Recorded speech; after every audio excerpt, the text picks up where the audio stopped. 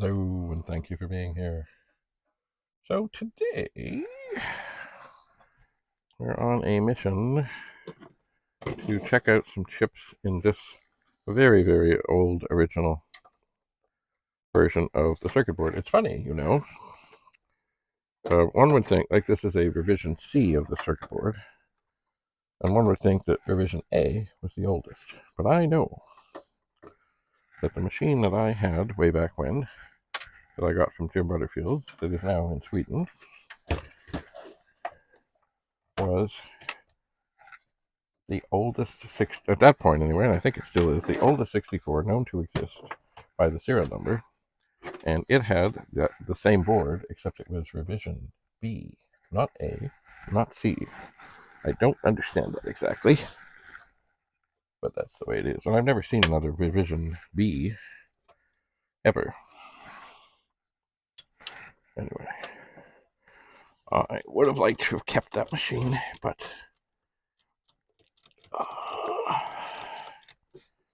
things happen. Oh man, this keyboard is very, very tight. Oh dear God.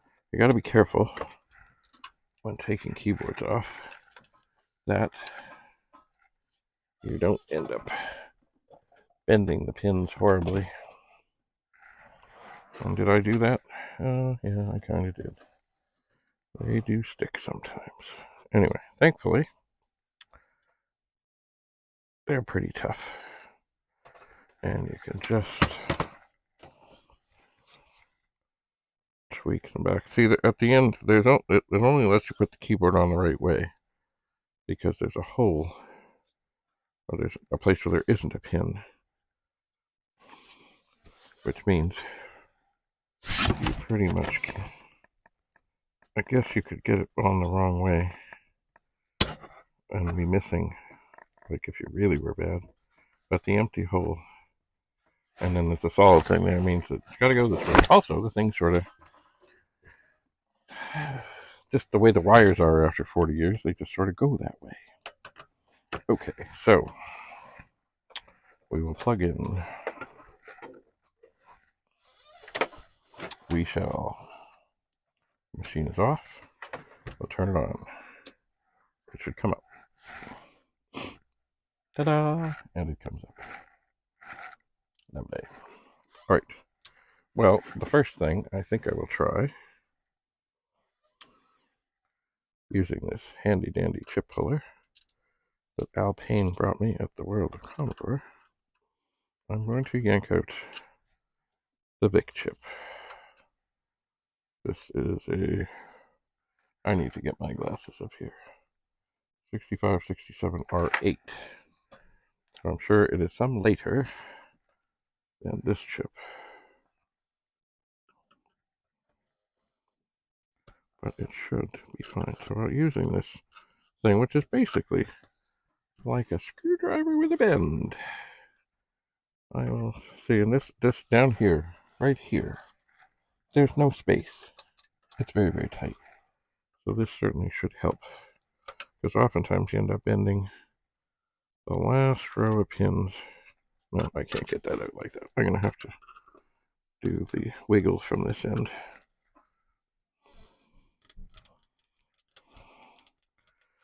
Do the wiggle. Now maybe, now that it's pretty much loose, maybe I can get it to pry out here. I believe I hear Andrew in the distance. Alright. So I am going. Yes, Andrew? Sure. I am recording. Alright, so some of these pins are a little askew.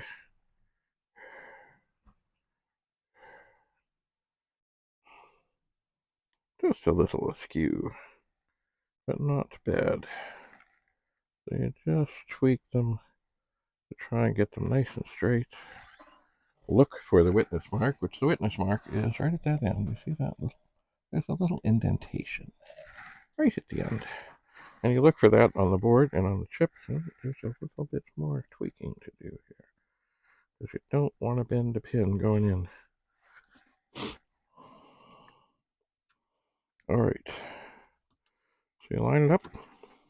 Ooh, that went in a little abruptly. Turn it on, and we see what happens. Okay. So it would seem that the big chip is okay. That is refreshing. All right, so now we turn the machine off. We take our handy dandy chip puller, and I believe what I will do here is very gently wiggle out the PLA, which is often the culprit. Now, you gotta be careful, because in this board, things are in different places. So you gotta make sure you don't mix up the location of the PLA and the SID chip. And the PLA on this one is indeed not, it doesn't have the chip number on it, it has this little sticker. So I will use this chip puller and gently get it out. And then I will inspect the pins. They are looking good. I will look for the witness mark. I will look on the board for the witness mark. I should have my glasses here, but I don't. Okay, that went in nicely. We'll turn it on. And up it comes. Excellent. So the PLA is, from what it seems, working. All right. Now, I think, much as I would love to test the SID chip initially, I won't. I'm going to take this fine and dandy chip puller that I got from Alpine. Take out the 6510. Take out the 6510. Boy, this one, it's so dark. Like there's no real writing on it. It's, is it a 6510? I don't know. It's black. There's nothing. So who knows? Maybe it's the wrong chip. I would like to think not. But it is really not one to come out. So I will give this a good pry. Okay, now we're getting there. Oh man, it is really a fighter. But it's out. I will inspect the pins. This one, yeah, they look okay. They were tough, but really, if you look at this, I mean, I'll look at this, but look, there's nothing. There's nothing written on the top of the chip. On the bottom, there is. And if I had my glasses here, I might be able to read that. But anyway, the power is off. Check the witness mark. Line it up. Push it in. Turn it on. Oh, looky looky. It's okay. Well, that's good. So far this machine is working quite happily we have now pulled out three chips. Well, just because we need a little fun along here, let's yank out the SID chip.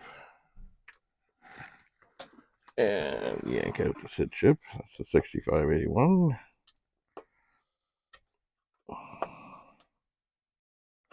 And come on. Come on.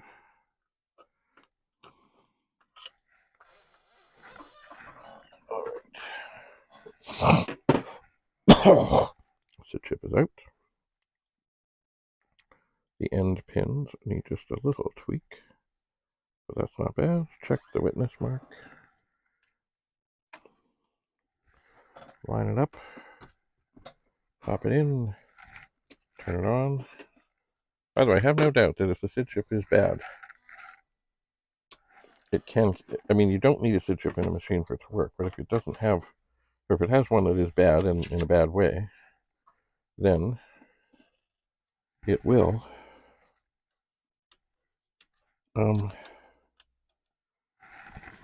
it cannot turn on. Anyway, so we will turn on. We now have the retrorewind.ca diagnostics in. We will turn this on. There's usually a bit of a pause while it sort of gets itself together. There we go. It's the 64 dead test. 781220 retrorewind.ca. And we'll see if we hear anything. It would be nice to hear something. Working SID chips are good. There are replacements. There was a replacement that didn't do the what did it not do? It didn't do the something, what are the paddle things. But now there seem to be replacements that do that. I'll put that in there and maybe sneak that in there, and we'll see what we see and what we hear.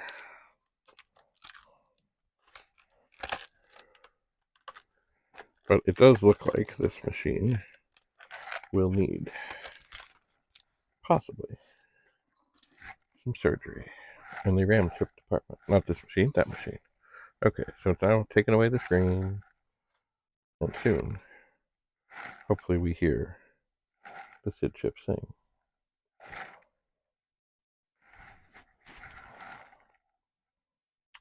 Hopefully. It's doing its thing. Usually the screen should come back and it should say, sound test.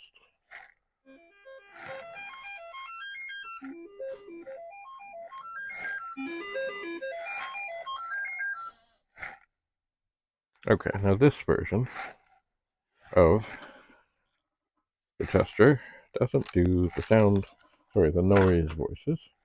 So we will turn this off and we'll flip to the other dead test thing and we'll turn that on and see if it does. But anyway, so far it is looking good. While we are waiting, I will pull out the last socketed chip, which is one of the ROM chips.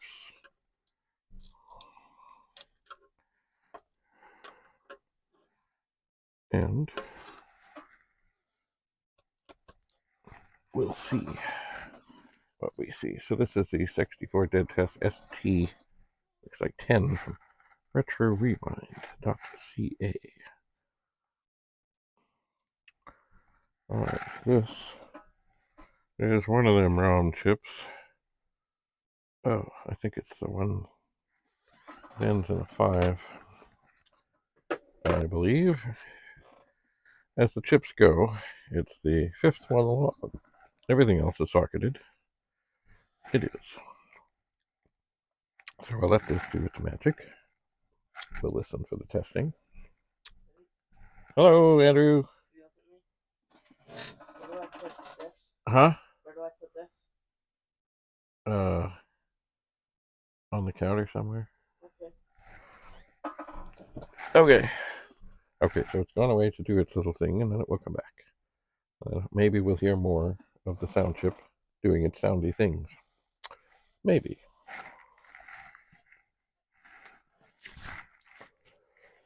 Maybe.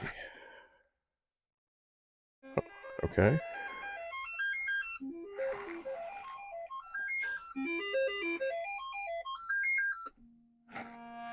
Oh yeah, the filters test.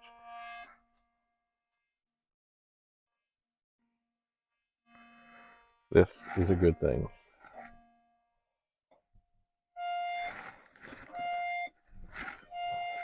This is not like tests I've heard before.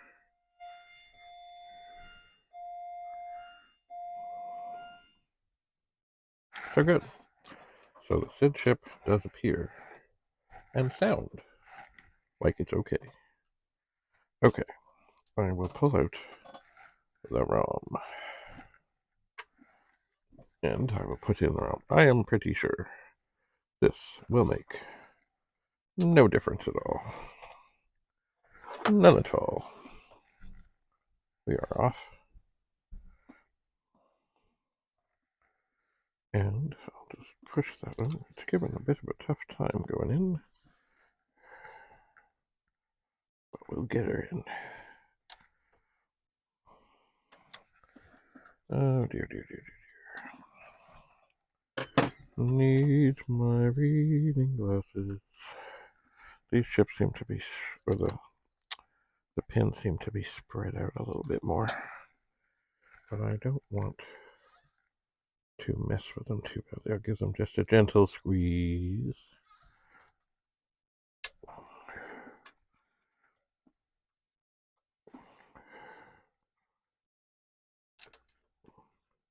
Just a gentle squeeze.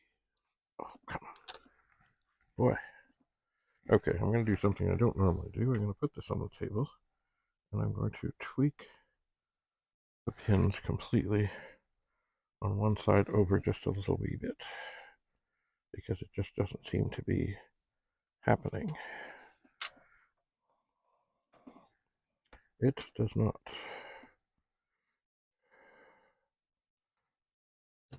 Okay, oh, almost. Almost had it, and it jumped out. Okay.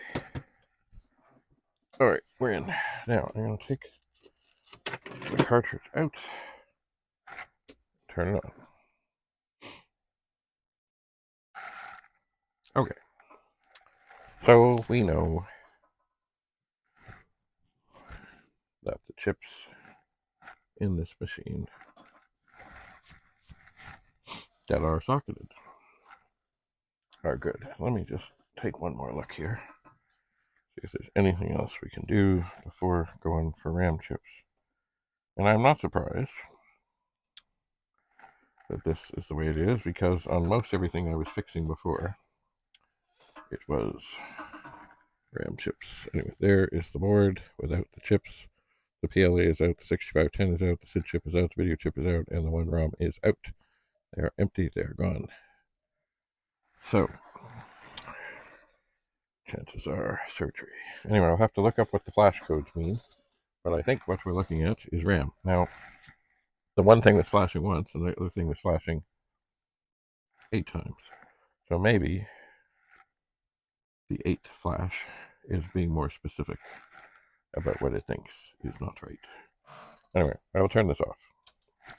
Make sure it is off. Make sure it's happy. And next time, we'll carry on and see what else we can see or feel. And because, one of the ways to check RAM chips is to plug the machine in and turn it on. Leave it for maybe a minute. And put your finger on each individual, not just the RAM chips, other chips. And if after a minute, any of them make your finger hurt,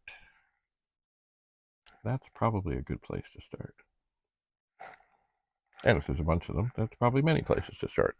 But even with the 65, is it 22 chips, 26 chips, whatever, even with any of the chips, if any of them get unusually hot after a fairly short time, they could be bad. Of course, also, if any of them just stay stone cold, even though you turn the machine on, that also could be bad. So, we'll see about that next time. Until then, keep your stick on the ice. Have a lovely, lovely day. David Bradley in the box room, signing off.